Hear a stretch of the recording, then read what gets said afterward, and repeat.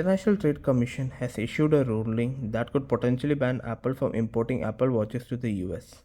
According to ITC finding, Apple is in violation of a patent that belongs to medical technology company Masimo. The commission upheld a ruling by the US judge who ruled in Masimo's favor.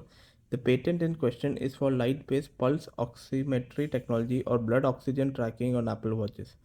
While ITC ruling confirms Apple's infringement and can potentially stop the company from bringing Apple Watches to the US, it will not come into effect immediately.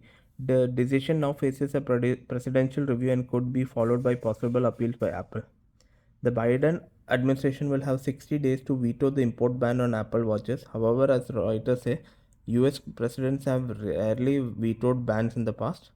Masimo has wrongly attempted to use ITC to keep a potentially life-saving product from millions of US consumers while making way for their own watches that copy Apple.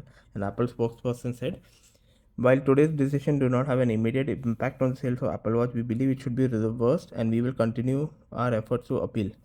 Masimo CEO Joe said that ITC's ruling sends a powerful message that even the world's largest company is not above the law. It's unclear which models of Apple Watch will be affected by the ban. However, Masimo's complaint alleged that the Apple Watch 6, the first one to feature blood oxygen tracking, violated its